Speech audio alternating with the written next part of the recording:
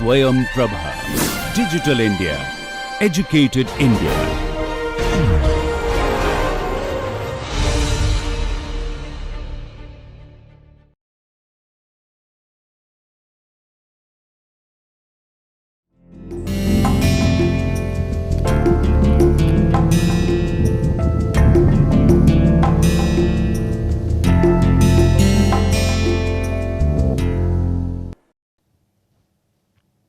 नमस्कार। भारतीय राजनीति से संबंधित चर्चा की अपनी श्रृंखला के इस आखिरी कड़ी में मैं आपसे भारतीय राज्य की प्रकृति और उससे जुड़े वाद विवादों की चर्चा करूंगा। जब हम भारतीय राज्य की प्रकृति के बारे में बात करते हैं तो इसे विश्लेषित करना अपने आप में एक जटिल और पेचीदा काम माना जाता है, क्योंकि जब आप राज्य की प्रकृति को समझने की कोशिश करते हैं तो आपको यह ध्यान देना होता है कि एक राज्य मोटे तौर पर किस दिशा में या किन पहलुओं से जूझते हुए काम कर रहा है, किस पर उसका प्रभाव ज़्यादा है, किस समूह का, उसकी दिशा क्या है, उसकी जो नीतियां अपनाई जा रही हैं उस पर किसका ज़्यादा प्रभाव है। तो यह हमेशा ही अपने आप में एक चुनौतीपूर्ण काम रहा है। अलग अलग जो राजनीतिक सिद्धांतकार हैं या भारतीय राजनीति के अध्येता हैं या अर्थशास्त्री हैं, उन्होंने अलग अलग समय पर यह कोशिश ज़रूर की है और हम उन्हीं कोशिशों में से कुछ उदाहरणों पर अपनी नज़र डालेंगे। जो प्रमुख प्रयास हैं भारतीय राज्य की प्रकृति की व्याख्या करने के, उनके बारे में हम विचार करेंगे। और निश्चित रूप से हमें हमेशा ही यह याद रखना होगा कि ये अपने आप में बिल्कुल पूर्ण नहीं माने जा सकते हैं और इन सब की कई सीमाएं या कई समीक्षाएं भी सामने आई हैं। मैं भी उस तरफ आपका ध्यान दिलाने की कोशिश करूंगा, पर मोटे तौर पर हम जब भारतीय राज्य की प्रकृति की यह चर्चा करेंगे तो हमारी कोशिश होगी कि हम इन अलग अलग जो व्याख्याएं हैं उनकी एक साफ समझ बना सकें। अगर मैं अपने आज की चर्चा का जो पूरी एक रूपरेखा है उसके बारे में आपसे बात करूं तो सबसे पहले हम यह समझेंगे कि स्वतंत्रता प्राप्ति क्या थी और समाज विज्ञान में 70 के दशक तक भारतीय राज्य की किस तरह की व्याख्याएं सामने आई, क्यों नए तरह की व्याख्या की ज़रूरत पड़ी। 80 के दशक में कोठारी यानी कि रजनी कोठारी ने किस तरह की व्याख्या दी, 80 के दशक में ही मार्क्सवादी विश्लेषण किस तरीके का था, और फिर बाद के दौर में विशेष रूप से हम पार्थ चटर्जी के द्वारा प्रस्तुत विश्लेषण पर ध्यान केंद्रित करेंगे। तो अगर हम आज़ादी के समय भारत की स्थिति की बात करें तो सबसे बुनियादी चीज़ जो हम सब के सामने साफ है वह यह है कि 1950 में संवैधानिक गणराज्य के रूप में जिस भारतीय राज्य की नींव पड़ी उसकी बनावट कई नए और कई पुराने तत्वों से मिलकर हुई थी। इसके चरित्र की व्याख्या करने वाले कई मॉडल समाज विज्ञान में प्रचलित हैं। पिछले 60 से 70 सालों में भारतीय राज्य कई तरह के परिवर्तनों और विकास क्रमों से गुजरा है और इस प्रक्रिया में उसकी संरचना पहले से कहीं ज़्यादा पेचीदा हो गई है। स्वतंत्रता प्राप्ति के समय जो स्थिति थी उसमें सबसे पहली बात तो यह है कि हमने यानी कि भारत ने कई नई तरह की चीज़ों को अपनाया और उन नए तरह की चीज़ों ने एक क्रांतिकारी बदलाव की ओर संकेत भी दिया। और दूसरे स्तर पर हम यह भी देखेंगे कि बहुत सारी चीज़ें जो हैं वो निरंतरता के रूप में भारतीय संविधान में अपना ली गई। अपने उद्घाटन के समय जो भारतीय राज्य था उसके कुछ आयाम इस प्रकार थे। सार्वत्रिक मताधिकार के आधार पर निर्वाचित संप्रभु विधायिका, यानी कि जो एक वयस्क लोगों की उम्र तय की गई थी उसके ऊपर सभी लोगों को उनके जाति, उनके धर्म, उनके आर्थिक स्थिति या उनके लिंग की परवाह किए बिना मताधिकार दिया गया। उस समय यह सीमा 21 वर्ष थी और बाद में इसे घटाकर 18 वर्ष कर दिया गया और ये लोग चुनाव में वोट डालते थे और इसके आधार पर जो विधायिका चुनी जाती थी, जो संसद चुनी जाती थी, लोकसभा का जो निर्वाचन होता था वह उसे संप्रभु विधायिका के रूप का दर्जा दिया गया और राज्यों में यही स्थिति विधानसभा को प्राप्त हुई। तो सामुदायिक प्रतिनिधित्व का प्रावधान न होने के बावजूद इसमें अनुसूचित जातियों और अनुसूचित जनजातियों के लिए जनसंख्या में उनके अनुपात के आधार पर आरक्षण की व्यवस्था की गई। संविधान द्वारा सभी नागरिकों के मूलाधिकारों की गारंटी दी गई और पीछे जब इसी श्रृंखला में एक लेक्चर्स में मैंने मूल अधिकारों की चर्चा की थी, तब विस्तार से मैंने बताया था कि किस तरीके के मौलिक अधिकार हमारे देश के संविधान के द्वारा हमें दिए गए हैं, उनसे जुड़े हुए वाद विवाद किस प्रकार से हैं। लेकिन निश्चित रूप से यह अपने आप में एक नवीन चीज़ थी, क्योंकि औपनिवेशिक दौर में इस तरीके का अधिकार जो है वो लोगों को प्राप्त नहीं था। शासन की संसदीय प्रणाली अपनाई गई। संसद के प्रति इसमें कार्यपालिका जवाबदेह होती है और अप्रत्यक्ष निर्वाचन के जरिए राष्ट्रपति को चुने जाने की व्यवस्था अपनाई गई। स्वतंत्र न्यायपालिका की बात की गई और जिसे कि संसद द्वारा बनाए गए कानूनों की समीक्षा करने का अधिकार था। हालांकि जब हम लोग न्यायपालिका के बारे में चर्चा कर रहे थे इसी श्रृंखला के एक एपिसोड में, तो वहाँ मैंने यह स्पष्ट किया था कि न्यायपालिका और विधायिका के बीच में, संसद के बीच में एक लंबा वाद विवाद रहा कि क्या संसद को संविधान के हर भाग का संशोधन करने का अधिकार है या फिर न्यायपालिका उसकी भी समीक्षा कर सकती है। और वो जो पूरी एक स्थिति बनी टकराव की, बाद में उसका एक समाधान जो है वो केशवानंद भारती मामले में जो निर्णय आया उसके रूप में हुआ, जिसमें कि सर्वोच्च न्यायालय ने यह कहा कि जो संसद है वो संविधान के किसी भी भाग में संशोधन कर सकती है, लेकिन वो संविधान के मूल ढांचे में परिवर्तन नहीं कर सकती है। तो इस लिहाज से संविधान द्वारा संसद को एक महत्वपूर्ण और या बहुत सारी महत्वपूर्ण शक्तियां दी गई और कुछ शक्तियां न्यायपालिका ने जो उसे शक्ति संविधान के द्वारा मिली हुई थी, संसद के साथ संसद को शक्ति दी गई, कार्यपालिका को शक्ति दी गई और न्यायपालिका को भी। तो न्यायपालिका ने बहुत सारी शक्तियां बाद के व्यवहार से भी हासिल की। दूसरी एक अन्य जो विशेषता थी वो थी केंद्राभिमुख संघात्मक प्रणाली, जिसमें राज्य सरकारी अपनी विधानसभाओं के प्रति उत्तरदायी होती हैं, लेकिन शक्तियों का बंटवारे का जो पड़ला है वो केंद्र की तरफ झुका हुआ है। और यह बात बिल्कुल साफ है कि किस तरीके से जो एक केंद्र सूची, समवर्ती सूची और राज्य सूची की व्यवस्था की गई है, उसमें समवर्ती सूची में भी केंद्र को प्रमुखता दी गई है। इसके अलावे आपातकालीन स्थितियों में केंद्र को के पास कई ऐसे संवैधानिक प्रावधान हैं जिसका उपयोग करके वह राज्य की सरकारों को बर्खास्त कर सकता है या उनके शासन में हस्तक्षेप कर सकता है। और संघवाद से संबंधित जो हमारा है, जो हमारा डिस्कशन है, उसमें मैंने इन पहलुओं को काफ़ी साफ तरीके से रखा है। अब जो आज़ादी के समय जो भारतीय राज्य सामने आया, उस पे इस राज्य के पुराने पहलुओं में सर्वाधिक उल्लेखनीय अंग्रेजों की विरासत के रूप में मिला प्रशासकीय ढांचा था।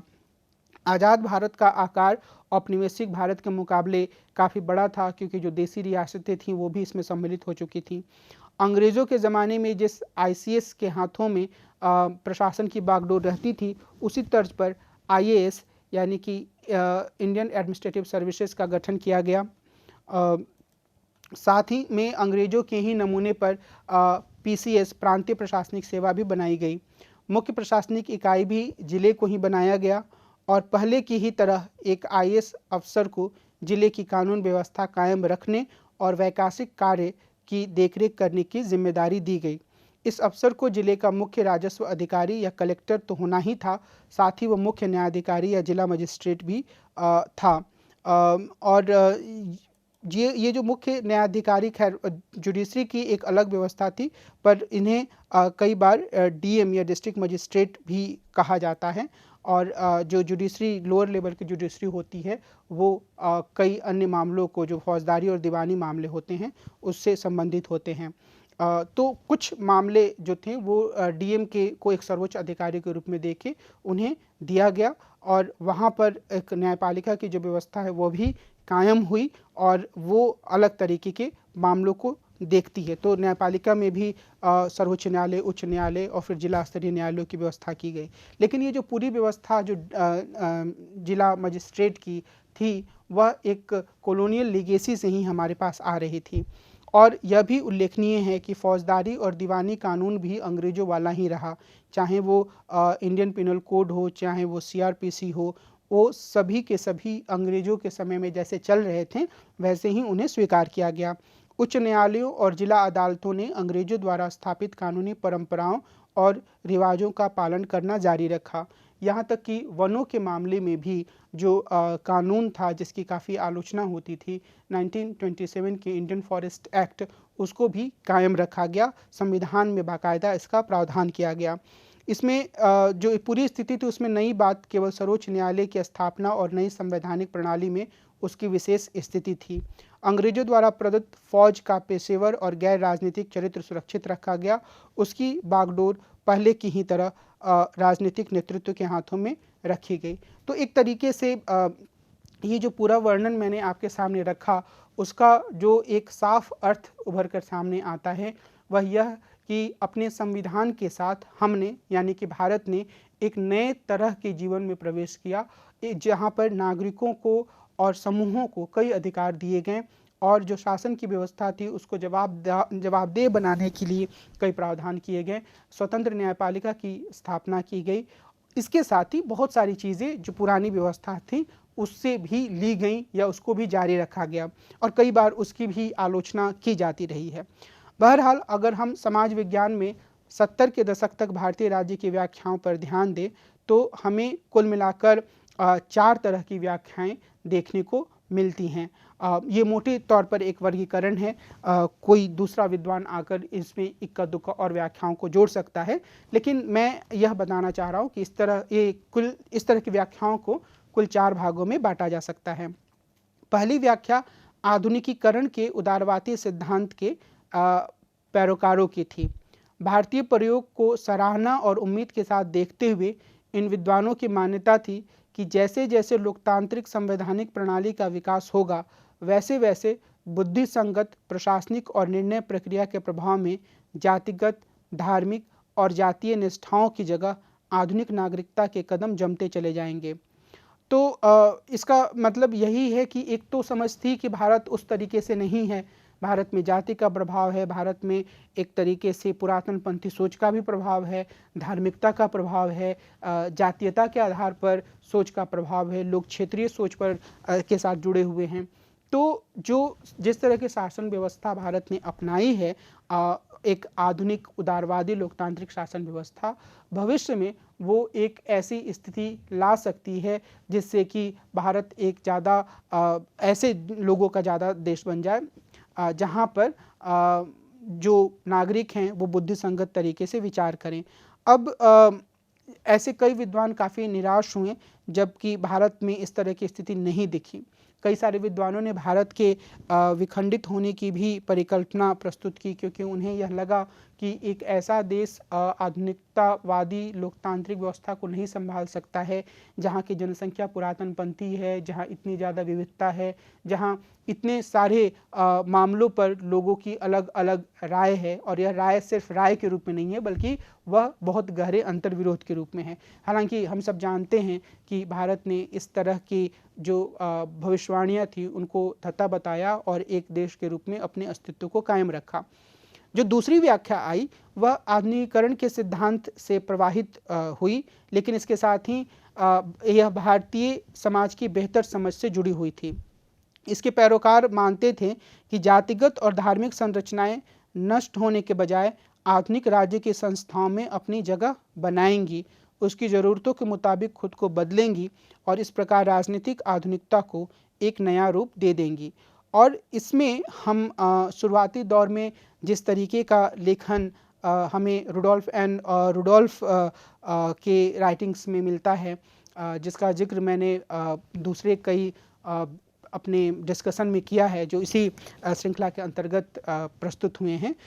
उसमें जो प्रमुख बात थी वो ये थी कि मॉडर्नाइजेशन ऑफ ट्रेडिशन की बात उन लोगों ने की और यह नहीं माना कि जो पुरातन संस्थाएं हैं वो पूरी तरीके से एक अलग दुनिया है और जो आधुनिक संस्थाएं हैं वो एक अलग दुनिया है। तो जो जाति जैसी पुरातन संस्थाएं थीं उनका उपयोग लोकतंत्र जैसी आधुनिक विचारों के द्वारा किया जा सकता है और जाति भी उसका उपयोग कर सकती है। इस तरह का विचार इसमें सामने आया और बाद में और ज़्यादा गहराई से अन्य विचारकों ने भी इसको देखा।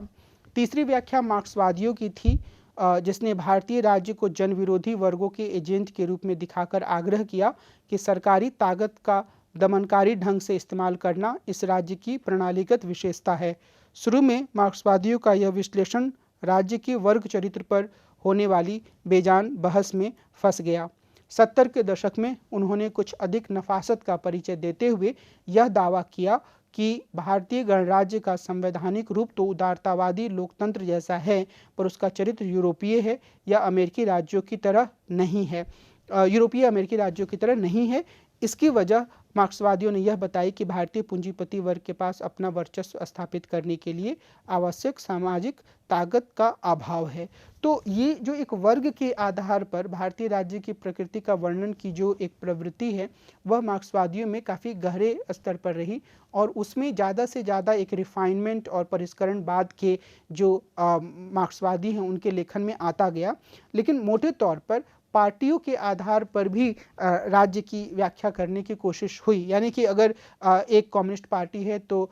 अगर मार्क्सवादी कम्युनिस्ट पार्टी है तो उसने राज्य की व्याख्या पर एक अलग तरीके से अपना दृष्टिकोण दिया और यह बताया कि कैसे जो वर्ग हैं वो जो खासतौर पर पूंजीपतियों का वर्ग है वो राज्य को नियंत्रित करने की कोशिश में लगा हुआ है, और लेकिन वह उस तरीके से पूरी तरीके से राज्य को क्यों नियंत्रित नहीं कर पा रहा है और कैसे दूसरे तरह के तत्व भी इसमें हावी हो रहे हैं। तो ये वर्ग आधारित जो पूरा विश्लेषण था उसमें अलग अलग तरीके के तथ्य या तत्व आगे भी जुड़ते चले गए और उसमें जो अलग अलग तरह के मार्क्सवादी हैं उन्होंने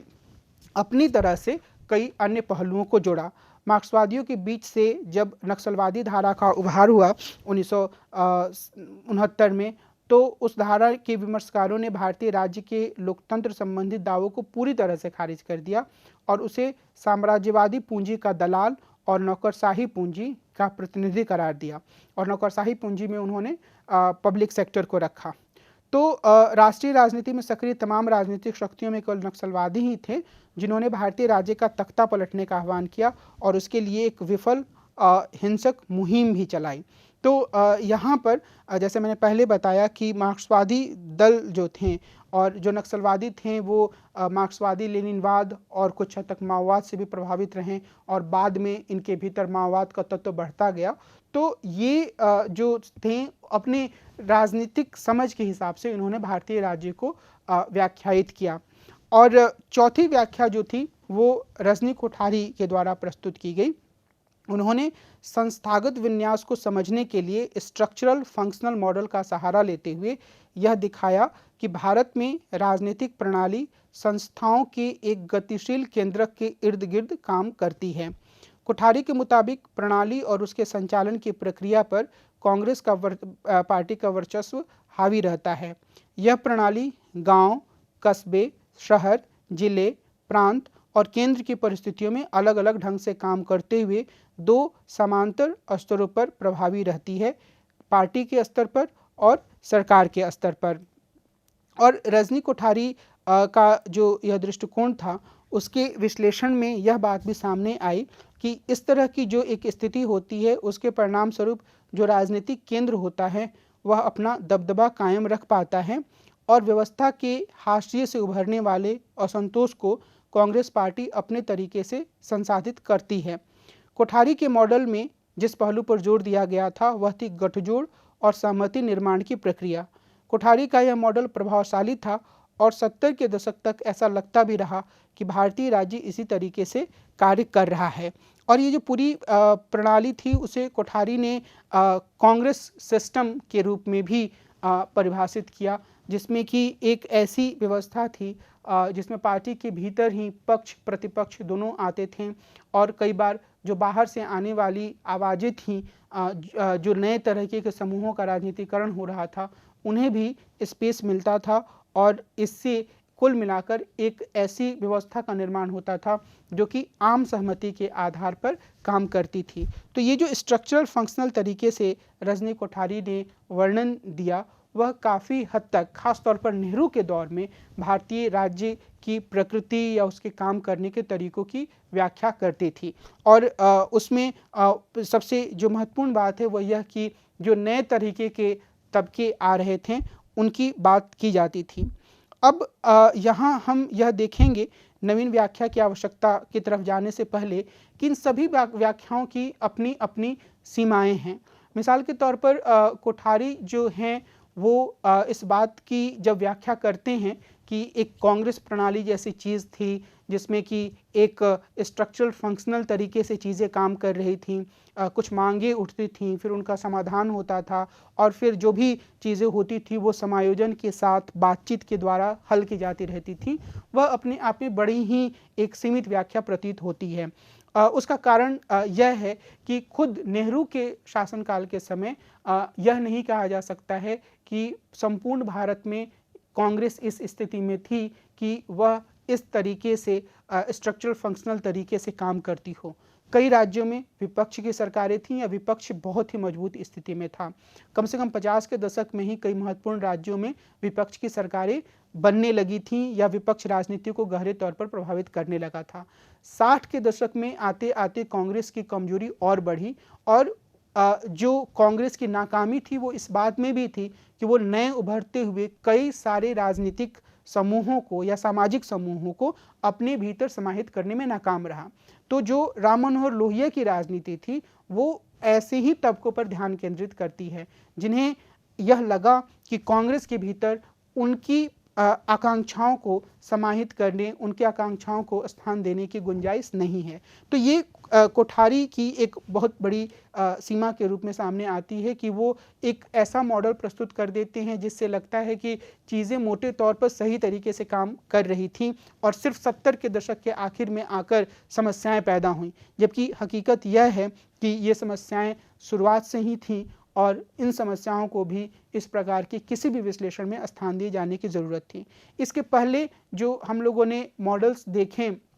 उसमें भी आधुनिकीकरण के मॉडल की अपनी समस्या थी। जो मॉडल यह कहा गया कि जो परंपराएं हैं उनका आधुनिकीकरण हो रहा है और वो बदल रही हैं, उस मॉडल में एक तरीके का सरलीकरण भी दिख सकता है क्योंकि उससे कैसी जटिल अन्योन क्रिया हो रही है वह बात बिल्कुल स्पष्ट नहीं हुई। उसी तरीके से तीसरे स्तर पर जो हम लोगों ने मार्क्सवादियों के विश्लेषण को देखा था वहाँ पर भी मैंने यह स्पष्ट किया था और एक बार फिर से हमें यह समझने की ज़रूरत है कि मार्क्सवादी अपनी राजनीतिक समझ के अनुसार भारतीय राज्य की प्रकृति को व्याख्यायित कर रहे थे, यानी कि उनकी जो रणनीति होती थी उसी नज़र से वो भारतीय राज्य को देख रहे थे और इसीलिए अलग अलग जो मार्क्सवादी दल थे भारतीय राज्य की प्रकृति के बारे में अलग अलग व्याख्याएं प्रस्तुत कर रहे थे और ये जो व्याख्याएं हैं उसमें बहुत गहरे विश्लेषण या जो भारतीय राज्य के का जो एक प्रगतिशील स्वरूप था या उसके द्वारा जो कुछ सकारात्मक कार्य किया जा रहा था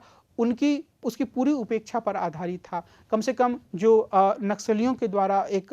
वर्ग विश्लेषण प्रस्तुत किया गया वह पूरी तरह से भारतीय राज्य के लोकतांत्रिक संभावनाओं को खारिज करता था। यह एक तरीके से लोकतांत्रिक शासन की संभावनाओं को खारिज करने की तरह था। तो हर एक जो व्याख्या है, ये जो चारों तरह की व्याख्या ये चारों तरह का जो हम मॉडल देख रहे हैं उनकी कई तरह की सीमाएं थीं, लेकिन इन सभी मॉडल्स में यह कोशिश की गई कि भारतीय राज्य के काम करने के तरीकों को समझा जाए, उसको सामने रखा जाए और उसमें से कुछ जो व्याख्याएं थीं वो कुछ समूहों को काफ़ी ठीक लगी, बाद में उनकी आलोचनाएं भी सामने आईं और हमें हमेशा यह ध्यान रखना है कि कोई भी व्याख्या या राजनीति विज्ञान की कोई भी अवधारणा या राजनीति सिद्धांत की कोई भी थियरी इसी तरीके से काम करती है। उसका लक्ष्य होता है कि वो यथार्थ को ज़्यादा सटीक तरीके से व्याख्यायित करे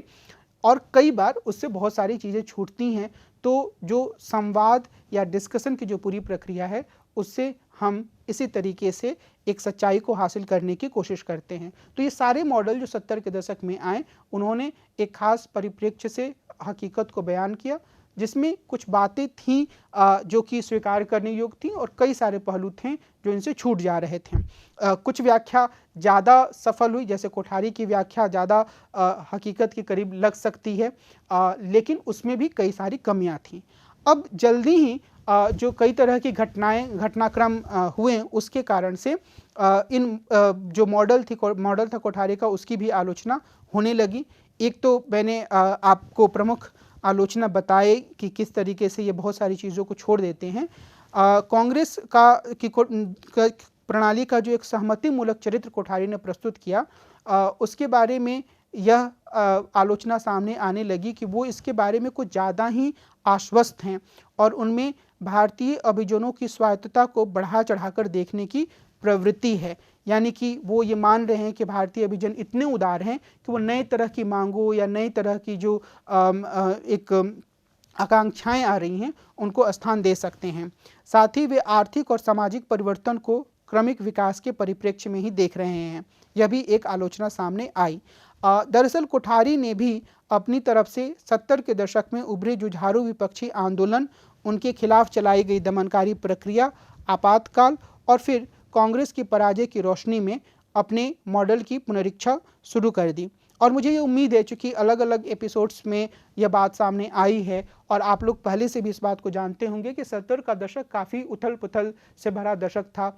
इस दशक की शुरुआत में हमने पाकिस्तान को एक युद्ध में हराया, बांग्लादेश बना, उसके बाद 1-2 साल के भीतर स्थिति विकट होती चली गई, देश आर्थिक संकट में फंसने लगा और जो इंदिरा गांधी की सरकार थी वो एक सर्वाधिकारवादी सरकार के रूप में सामने आने लगी, जिसका आखिरी नतीजा जो है वो आपातकाल लागू होने के रूप में सामने आया। और आपातकाल लागू करने के पीछे जो एक प्रमुख कारण था वो यह भी था कि कई जगहों पर आंदोलन शुरू हो गए थे और उसके खिलाफ जो ये पूरा आंदोलन था वो एक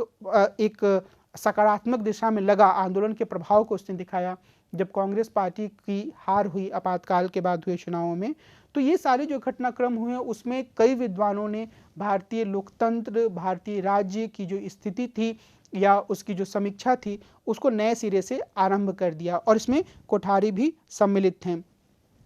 कोठारी को यह लगने लगा था कि कांग्रेस प्रणाली अब पहले की तरह काम नहीं कर पा रही है। नई परिस्थितियों में सहमति बनाने और गठजोड़ के रूप में काम करने की कांग्रेस की क्षमता का क्षय हो रहा है, जिसके कारण राज्य व्यवस्था आंतरिक तनावों का शिकार होती जा रही है। इंदिरा गांधी के नेतृत्व में कांग्रेस ने अपना रवैया बदला और पहले की तरह संगठन आधारित राजनीति न करके आर्थिक नीतियों के दम पर सीधे जनता तक पहुंचने का रास्ता अपनाया। और इसके अलावा इंदिरा गांधी ने कुछ हद तक पॉपुलिस्ट राजनीति भी शुरू की। उस पॉपुलिस्ट राजनीति में जो एक गहरे स्तर पर मुद्दों से जूझने के बजाय लोगों को आकर्षक नारों के माध्यम से आकृष्ट करने की कोशिश की गई और उन्हें कुछ छूट दिया गया, कुछ इस तरह की सुविधाएं दी गई जिससे कि वो कांग्रेस पार्टी से जुड़े रहें। और इन सब चीज़ों में इंदिरा गांधी को कामयाबी भी मिली, लेकिन उन्होंने जनता की उम्मीदें बहुत बढ़ा दी और भारतीय राज्य की क्षमताओं का पूरा इस्तेमाल अपने लोक लुभावन वायदों को पूरा करने में लगाया, लेकिन वो ऐसा कर नहीं पाए और इसके कारण जन विक्षोभ हुआ और उसकी नुमाइंदगी करने वाले विपक्षी आंदोलनों का सिलसिला शुरू हुआ। और ये सारी चीज़ें जो थीं वो 70 के दशक में हो रही थी और बाद में इंदिरा गांधी ने सिर्फ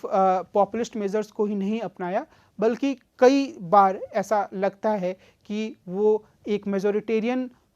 आधार पर लोगों को यानी कि हिंदुओं को आकृष्ट करने की कोशिश कर रही थी। जब हमने पृथकतावादी राजनीति की बात की थी और जब हमने पंजाब के मामले की विवेचना की थी तो वहाँ मैंने आपको यह बताने की कोशिश की थी कि किस तरीके से जो जनरल सिंह भिंडरावाले थे उन्हें शुरू में इंदिरा गांधी की सरकार से प्रोत्साहन मिला, क्योंकि इंदिरा गांधी की सरकार अकाली दल की नरम धार्मिक राजनीति को चुनौती देना चाहती थी। और बाद में जब भिंडरावाले हाथ से निकलने लगे और वो काफ़ी उग्र किस्म की राजनीति करने लगे तो खुद इंदिरा गांधी को ही एक सख्त कदम उठाना पड़ा ऑपरेशन ब्लू स्टार के रूप में। इसके अलावा मैंने वहाँ यह भी आपको बताया था कि कैसे इंदिरा गांधी ने यह कोशिश की कि जो पंजाब की स्थिति है उसका इस्तेमाल करते हुए वो देश के दूसरे भागों में हिंदुओं को गोलबंद करने की कोशिश करें। हालांकि यह कोशिश बहुत ज़्यादा खुले तौर पर नहीं थी, कुछ भाषणों के रूप में सामने आई,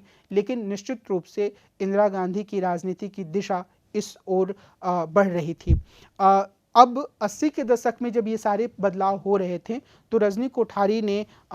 एक अलग तरह की व्याख्या प्रस्तुत की। 80 के दशक में कोठारी ने पाया कि धीरे धीरे एक तकनीक शाही प्रबंधकीय राज्य उभर आया है जो राजनीतिक प्रक्रिया के जरिए समस्याओं को समाधान देने की तरफ ले जाने के बजाय चंद विशेषज्ञों की मदद से देश को नई सदी में ले जाने की योजना बना रहा है। इस मौके पर कोठारी ने सूत्रीकरण किया कि पहले तो इंदिरा गांधी ने अपने निजी करिश्मे पर भरोसा किया,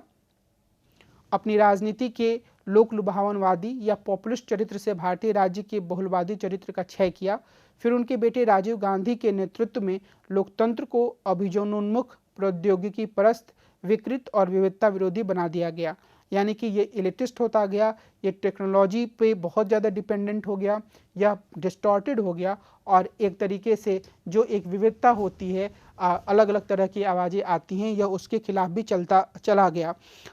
ऐसा कहने का कारण क्या है? तकनीक परस्त होने से कैसे विविधता को चोट पहुंची? तो यह माना जाने लगा, और शायद ये पहले से ही चीज़ें चली आ रही थी पर और ज़्यादा गहरी हो गई, कि जो विकास है उसका मॉडल, उसका रास्ता एक ही है, और इससे जो भी छोटे छोटे आंदोलन चल रहे थे, जो तथाकथित विकास के मॉडल का विरोध कर रहे थे, उन्हें संदेह से देखा जाने लगा। और तो ये जो एक स्थिति आई, वहाँ पर कोठारी ने यह बताया कि कैसे इस तरीके के आंदोलन काम कर रहे हैं,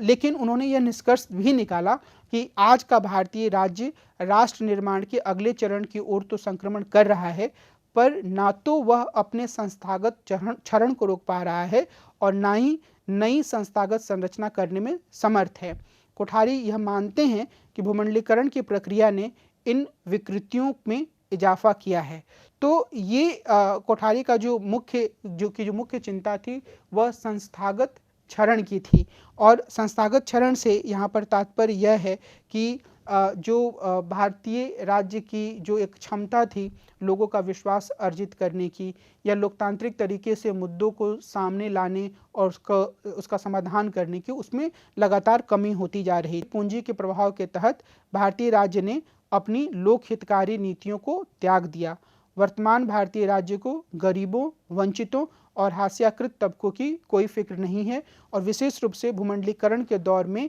यह प्रवृत्ति ज़्यादा सामने आई है। हालांकि इसमें कई तरीके के काउंटर आर्गुमेंट्स दिए जा सकते हैं, पर एक तस्वीर भारतीय राज्य की प्रस्तुत करने की कोशिश रजनी कोठारी के द्वारा की गई। आर्थिक विकास की होड़ में इन तबकों को अवांछित और छटनी करने लायक, यानी कि गरीबों को अवांछित और छटनी करने लायक मान लिया गया है। जो लोग बाजार की प्रतियोगिता में नहीं टिक पाएंगे, उन्हें नष्ट हो जाना पड़ेगा। तो ये जो पूरा विश्लेषण है, वह 80 के दशक से 90 के दशक की कहानी को भी बयां करता है, जबकि भारत ने वैश्वीकरण को अपना लिया था। हालांकि इसी दौर में रजनी कोठारी ने एक उम्मीद की किरण दिखाते हुए एक अलग तरह का विश्लेषण नॉन पार्टी पॉलिटिकल प्रोसेस के रूप में भी प्रस्तुत किया था, जिसमें उन्होंने यह बताया था कि कैसे जमीनी स्तर के जो आंदोलन हैं, जो कि सीधे तौर पर राजनीतिक दलों से नहीं जुड़े हुए हैं, और जो उन मुद्दों को उठा रहे हैं जिन्हें कि मुख्य धारा के राजनीतिक दल छोड़ चुके हैं और जिनकी तरफ भारतीय राज्य का ध्यान नहीं है, वो आंदोलन एक तरीके से जनता की आवाज़ बनकर सामने आए हैं। तो एक जो कोठारी के विश्लेषण में एक तरफ यह बात भी आती है, लेकिन साथ ही वो भारतीय राज्य की काफ़ी तीखी आलोचना करते हैं, और यह आलोचना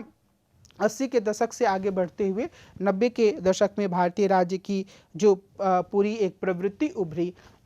इस रूप में कि वह ग्लोबलाइज्ड एक नेशन स्टेट बनने की ओर अग्रसर हुआ। उसने ऐसी नीतियों को अपनाया जिससे कि जो सरकार का नियंत्रण है बाजार पर, वह कम हुआ, सरकार की जो लाल फीताशाही है वो कम हुई, और जो निजी पूंजी है उसकी भूमिका बढ़ी। तो इस परिस्थिति में गरीबों के साथ, वंचित लोगों के साथ, हाशिए पर पड़े लोगों के साथ क्या हुआ, इसका संकेत कोठारी करते हैं।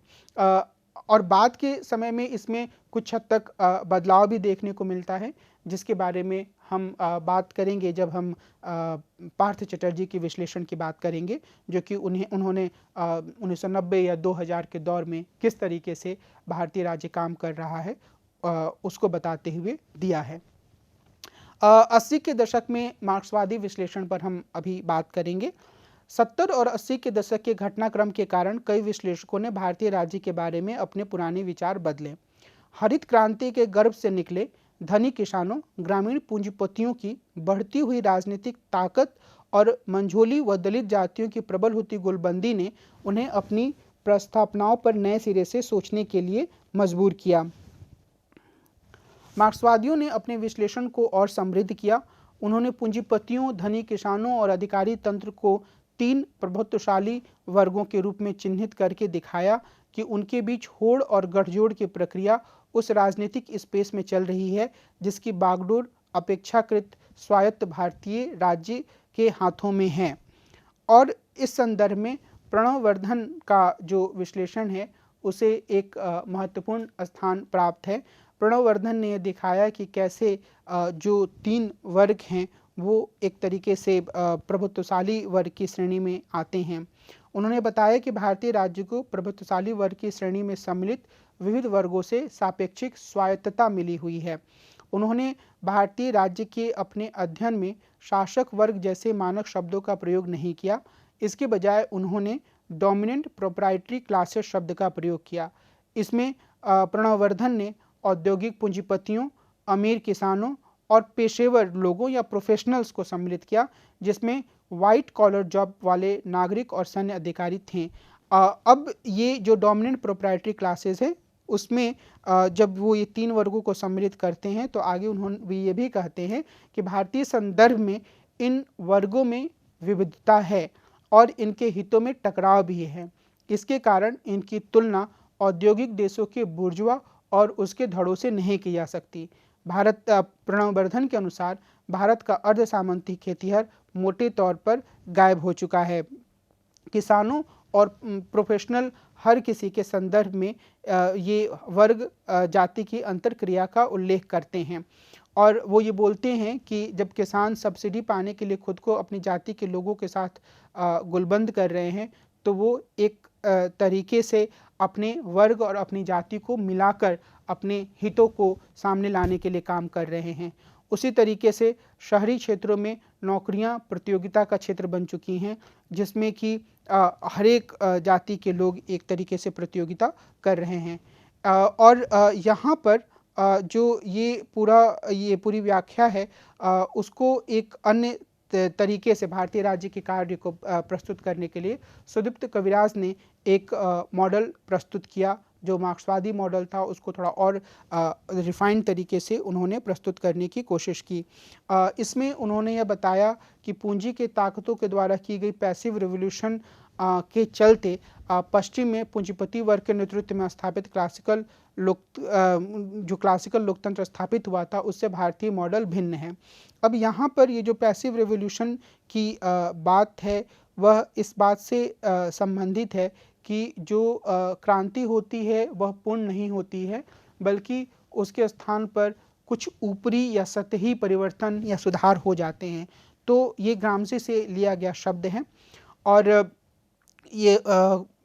सुदीप्त कविराज कहते हैं कि पश्चिम में बुर्जुआ लोकतंत्र की कामयाबियों ने क्लासिकल मॉडल को एक ग्लोबल मानक की हैसियत प्रदान कर दी, जबकि भारत का जो लोकतंत्र का मॉडल है वह एक संक्रमणकारी स्थिति का ही प्रतिनिधित्व कर रहा है। विद्वान अभी भी यह तय नहीं कर पाए हैं कि भारतीय राज्य अंततः किस दिशा में जाएगा और उसका प्रामाणिक स्थिर स्वरूप क्या होगा। तो पूंजी की ताकतों के द्वारा किया गया पैसिव रिवोल्यूशन जो है वो इनके विश्लेषण का एक मुख्य अंग है। पार्थ चटर्जी के विश्लेषण पर आगे जाने से पहले मैं आपका ध्यान इस बात की ओर दिलाना चाहूँगा कि बहुत सारे जो मार्क्सवादी विश्लेषण आए उन विश्लेषणों में जो 80 के दशक में भी आए उन विश्लेषणों में कई बार जो पिछड़ी जातियों के उदय की परिघटना हो रही थी या दलित जिस तरीके से एक मध्य वर्ग के रूप में उभर कर सामने आ रहे थे उनको सीधे तौर पर अपने विश्लेषण में समाहित नहीं किया गया। हालांकि हमें देखते हैं कि प्रणव वर्धन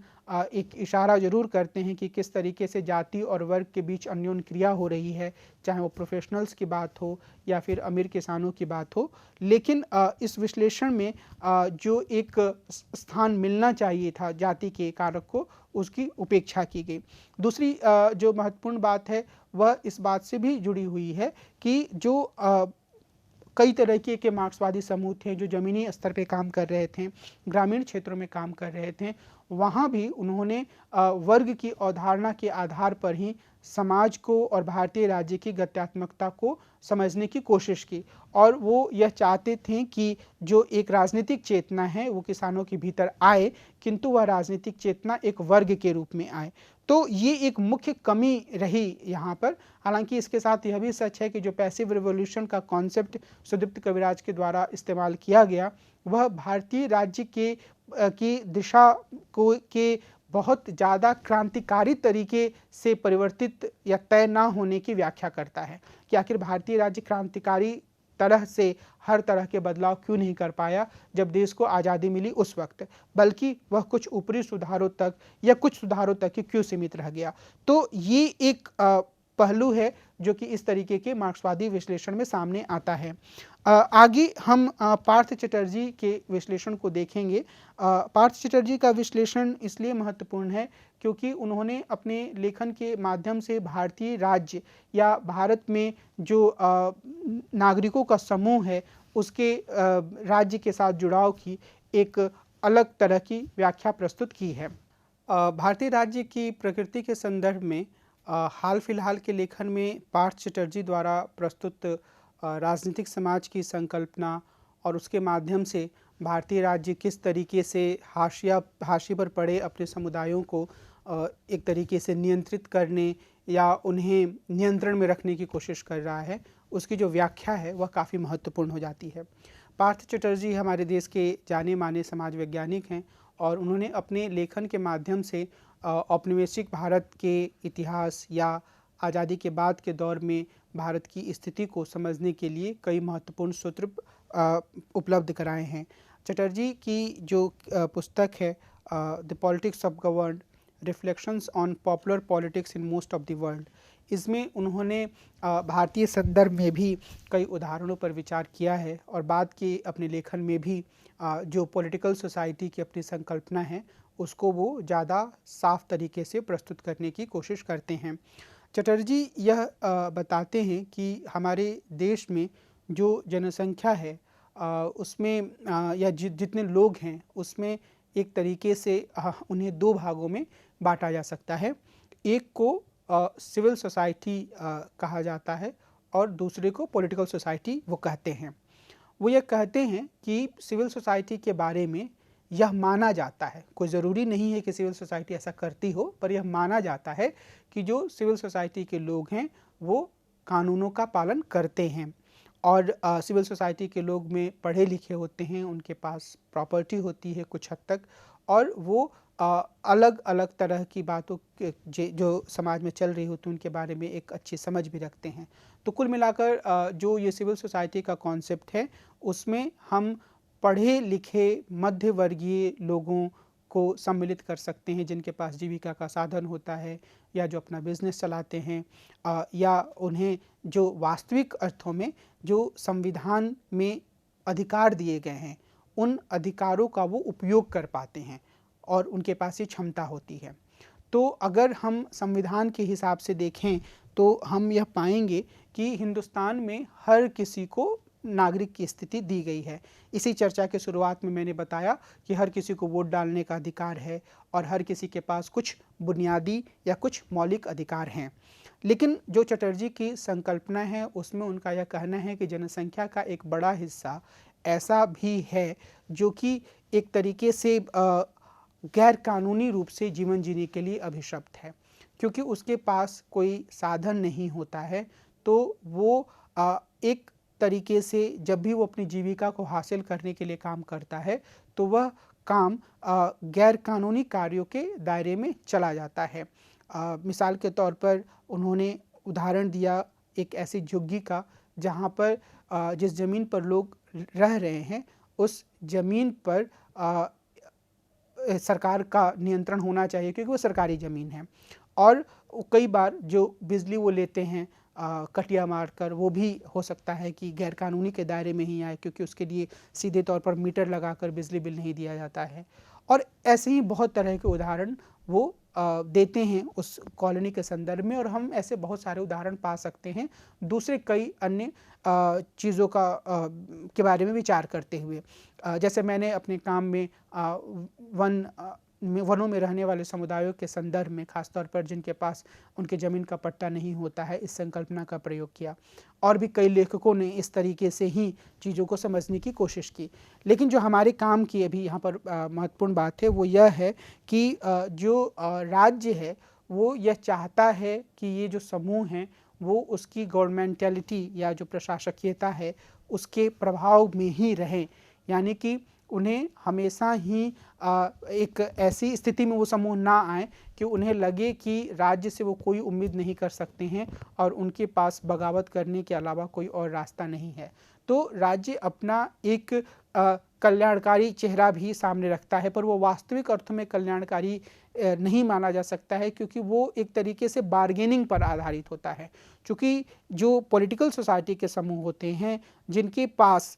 बुनियादी रूप से हम ये ध्यान रखें कि जिनके पास संवैधानिक अधिकार है, पर वो उनका उपयोग करने में समर्थ नहीं है, और जब भी वो अपनी जीविका की तलाश करते हैं तो उनकी गतिविधियां इल्लीगल या इलीगैलिटी के दायरे में चली जाती हैं। तो ये जो समूह होते हैं उनके पास वोट की ताकत होती है, और जो स्टेट है वह भी चाहता है कि वो इनके दायरे में ही रहें। तो कई बार वोट की ताकत से वो एक तरीके से स्टेट से बार्गेन करते हैं, और स्टेट से बार्गेन करने की स्थिति में, सौदेबाजी की इस स्थिति में, वो कई सारी छूट प्राप्त कर लेते हैं स्टेट से। मिसाल के तौर पर कई बार उन्हें अपनी झुग्गी को हटाने के लिए मजबूर नहीं किया जाएगा, कई बार उन्हें बिजली की छूट दे दी जाएगी, कई बार उन्हें कुछ अन्य सुविधाएं प्रदान कर दी जाएंगी। तो एक जो ये स्थिति होती है वो असल में राज्य को यह आधार प्रदान करती है कि कैसे वो पॉलिटिकल सोसाइटी को अपने दायरे के भीतर रखे, और एक तरीके से पॉलिटिकल सोसाइटी को वो यह आधार देती है कि किस तरीके से वह अपने हित में कुछ काम करवा सकता है, या अपने लिए कुछ सुविधाएं हासिल कर सकता है, या अपनी जीविका के लिए कुछ साधन हासिल कर सकता है। अब पार्थ चटर्जी का जो ये पूरा विश्लेषण है, उस विश्लेषण की कई स्तरों पर आलोचना भी हुई है, और कई बार यह कहा गया है कि चटर्जी यह मानते हैं कि जो लोग एक नागरिक समाज के सदस्य माने जा रहे हैं वो हमेशा ही कानूनों का पालन करते हैं, और जो लोग पॉलिटिकल सोसाइटी में हैं वो उनकी एक्टिविटीज़ इलीगल होती हैं। तो ये एक तरीके से सही वर्णन नहीं है। और अगर हम यह कहें, अगर हम यह माने कि अगर ऐसा होता है तो वास्तव में गलत भी दिखता है, क्योंकि जिन लोगों के पास यह क्षमता होती है कि वो वास्तव में संवैधानिक अधिकारों का इस्तेमाल कर सकें, वो भी कई बार गलत गतिविधियों का या ज़्यादा ही गलत गतिविधियों का सहारा लेते हैं। हालांकि ऐसा कहने के बावजूद हमें यह ध्यान रखना होगा कि चटर्जी के वर्णन में यह बात आती है कि ऐसा माना जाता है, और ये इस तरीके की एक छवि बनी हुई होती है कि जो सिविल सोसाइटी के मेंबर्स हैं वो सिविल सोसाइटी के मेंबर्स गैरकानूनी कामों में नहीं जुड़े होते हैं। बहरहाल जो एक पॉलिटिकल सोसाइटी और सिविल सोसाइटी का इनका वर्गीकरण है, उसकी एक महत्वपूर्ण सीमा यह है कि वो इसके साथ जो इलीगैलिटी की धारणा जोड़ते हैं वह कई बार कई रूपों में बहुत ही सीमित लगता है, क्योंकि जो ये इलीगैलिटी की धारणा है वो इस बात को नकारता है कि जो समूह हैं वो कई बार कानूनों के रूप में भी अपने लिए बहुत सारी सुविधाएं हासिल कर लेते हैं, और कई बार वो राज्य, इस पूरे वर्णन में चटर्जी ऐसा बताते हैं कि राज्य एक तरीके से उनको कंट्रोल में लाने के लिए या गवर्नमेंटलिटी के दायरे में लाने के लिए काम करता है, लेकिन वो इस संभावना को बहुत ज़्यादा स्वीकार नहीं करते हैं, उसके लिए बहुत ज़्यादा स्कोप नहीं छोड़ते हैं कि ये जो पॉलिटिकल सोसाइटी के जो समूह हैं वो अपने संघर्षों के माध्यम से राज्य को कई बार ऐसे कदम उठाने के लिए मजबूर कर देते हैं जो कि राज्य आम तौर पर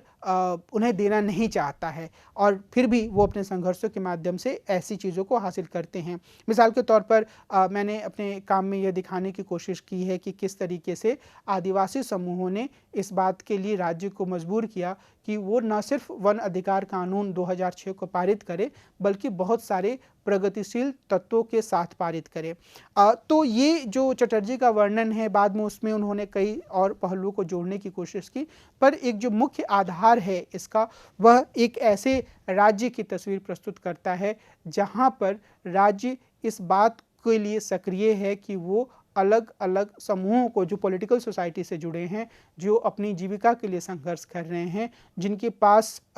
लीगैलिटी और इलीगैलिटी का पालन करने की फुर्सत नहीं है, जिनकी गतिविधियां कई दफ़ा इलीगल के दायरे में चली जाती हैं, उन्हें वो किस तरीके से नियंत्रित करता है। तो चटर्जी का यह वर्णन अपने आप में एक रोचक तस्वीर प्रस्तुत करता है।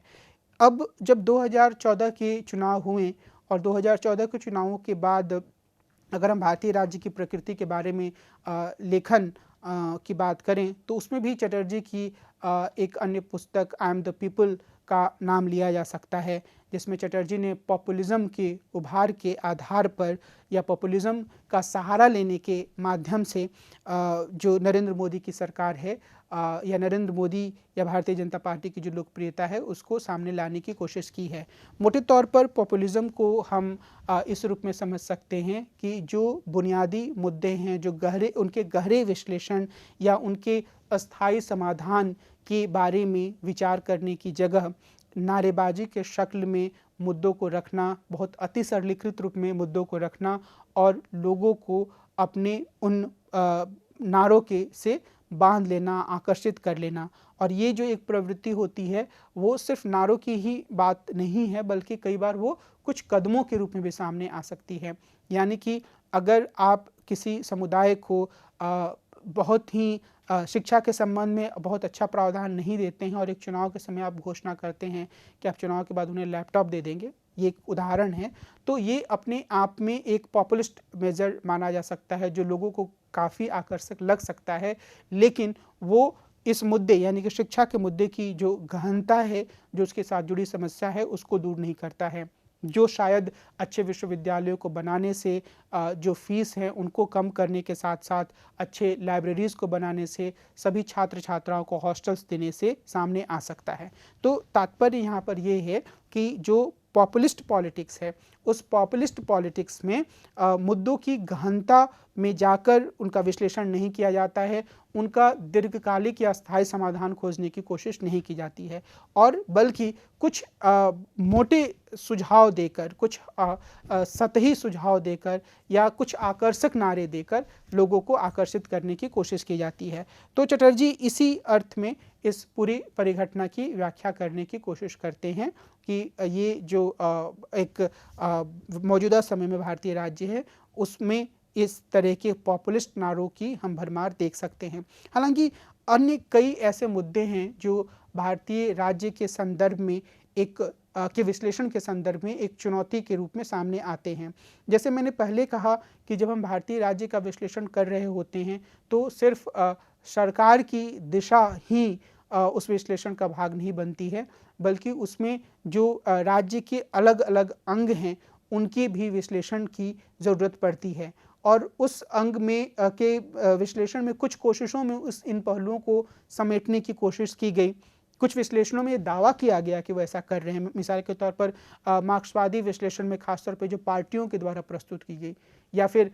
नक्सलियों के द्वारा जो विश्लेषण प्रस्तुत किया गया, या नक्सलियों के समर्थकों के द्वारा जो विश्लेषण प्रस्तुत किया गया, जिसमें भारतीय राज्य को पूरी तरीके से पूंजीपतियों के नियंत्रण में काम करने वाले राज्य के रूप में बता दिया गया, तो उसमें यह दावा किया जा सकता है कि असल में वो भारतीय राज्य की बात कर रहे हैं, सिर्फ सरकार की बात नहीं कर रहे हैं, वो न्यायपालिका की भी बात कर रहे हैं और वो विधायिका, कार्यपालिका और जो नौकरशाही का तंत्र है उसकी भी बात कर रहे हैं। पर बहुत सारे दूसरे विश्लेषणों में हम यह देख सकते हैं कि कई सारे पहलुओं की उपेक्षा हो जाती है या उनकी तरफ उतना ध्यान नहीं दिया जाता है। अगर हम मौजूदा समय में भारतीय राज्य का विश्लेषण करना चाहते हैं तो हमें विभिन्न प्रकार के तत्वों पर ध्यान देना होगा, और ये शायद राजनीति विज्ञान के हर विद्यार्थी के लिए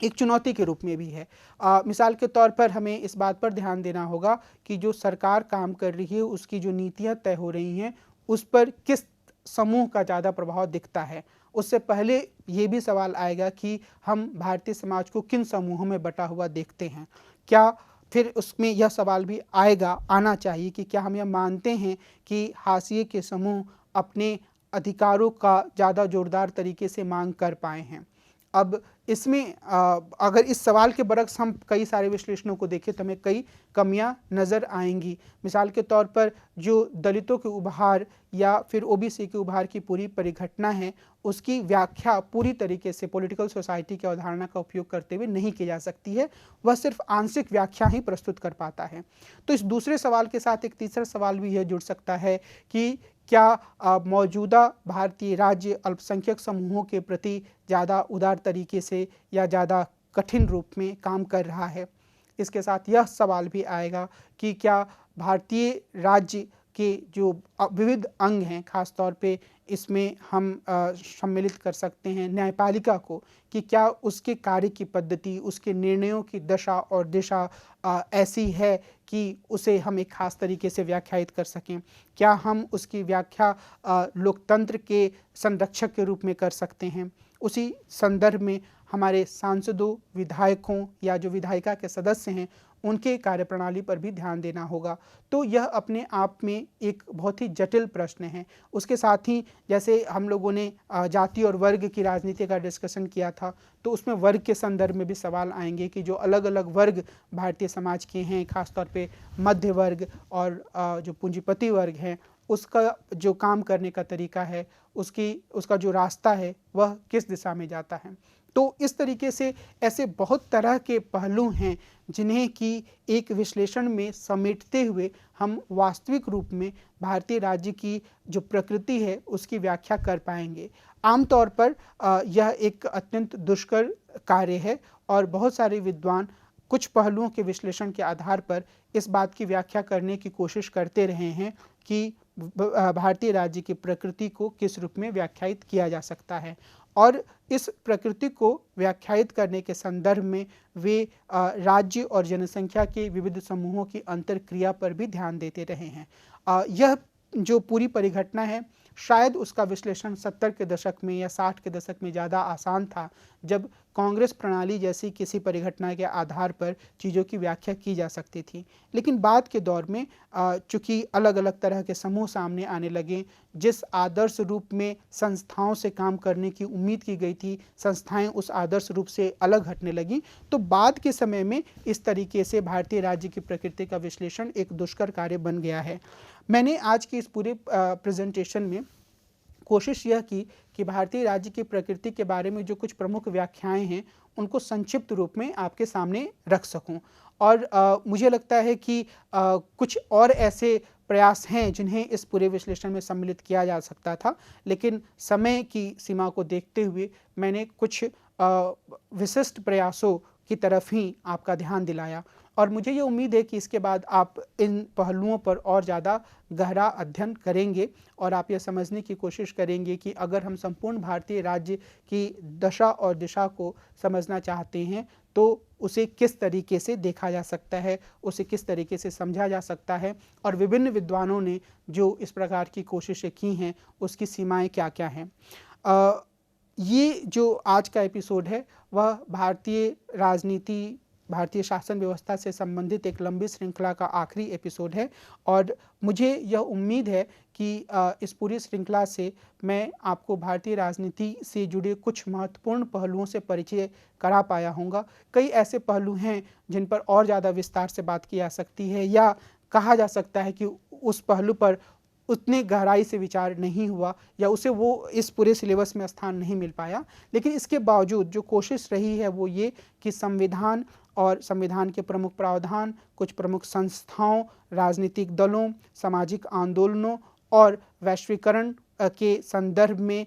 जो भारत की बदलती हुई स्थिति है, या जो धर्मनिरपेक्षता का प्रश्न है, सेकुलरिज्म का, उन सब से जुड़े अलग अलग एपिसोड्स के माध्यम से आपको एक सारगर्भित और संक्षिप्त जानकारी उपलब्ध कराई जाए। तो मुझे ये उम्मीद है कि इस पूरी श्रृंखला से आपको भारतीय राजनीति, भारतीय शासन व्यवस्था, भारतीय संविधान के बारे में एक